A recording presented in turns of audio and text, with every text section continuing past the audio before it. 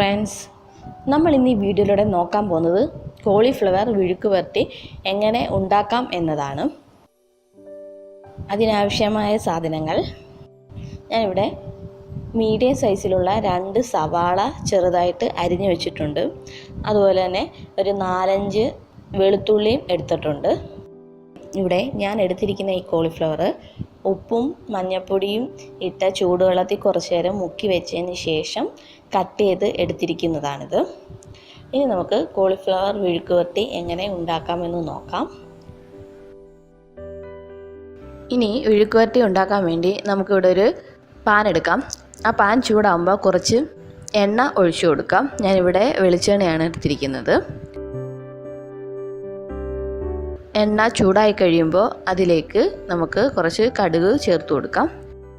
കടുക് പൊട്ടി കഴിയുമ്പോൾ നമുക്ക് അതിലേക്ക് അരിഞ്ഞു വെച്ചിരിക്കുന്ന കോളിഫ്ലവർ ചേർത്ത് കൊടുക്കാം.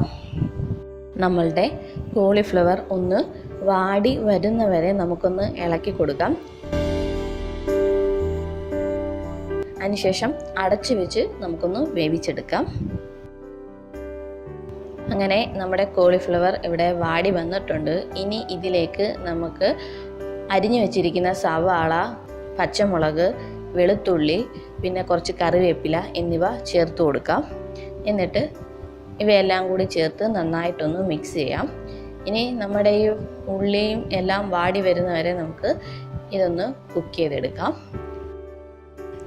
ആവശ്യത്തിന് ഉപ്പും കൂടി ചേർത്ത് കൊടുത്തിട്ട് നന്നായിട്ടൊന്ന് മിക്സ് ചെയ്യാം.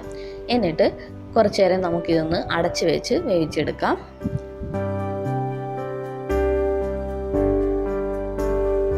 അങ്ങനെ നമ്മുടെ കോളിഫ്ലവറും ഉള്ളിയെല്ലാം ഏകദേശം ഒന്ന് വാടി വന്നിട്ടുണ്ട്. പിന്നെ ഇത് അടിക്ക് പിടിക്കാതിരിക്കാൻ നമ്മൾ ഇടയ്ക്കിടയ്ക്ക് ഇങ്ങനെ ഇളക്കി കൊടുക്കേണ്ടതാണ്. ഇനി ഇതിലേക്ക് നമുക്ക് കുറച്ച് മുളക് പൊടി ചേർത്ത് കൊടുക്കാം. ഞാനിവിടെ ഒരു 1/4 ടീസ്പൂണോളം മുളക് പൊടിയാണ് ചേർത്ത് കൊടുത്തിരിക്കുന്നത്. ഇവിടെ ഞാൻ പച്ചമുളകും യൂസ് ചെയ്തിട്ടുണ്ട്. അതുകൊണ്ട് എരിവിനനുസരിച്ച് നമുക്ക് മുളക് പൊടി ചേർത്ത് കൊടുക്കാവുന്നതാണ്.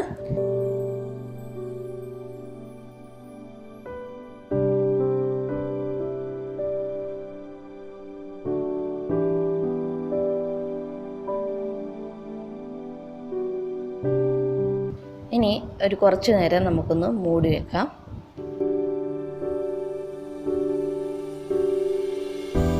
അങ്ങനെ നമ്മുടെ കോളിഫ്ലവർ വിഴുക്ക് വരട്ടി റെഡി ആയിട്ടുണ്ട്.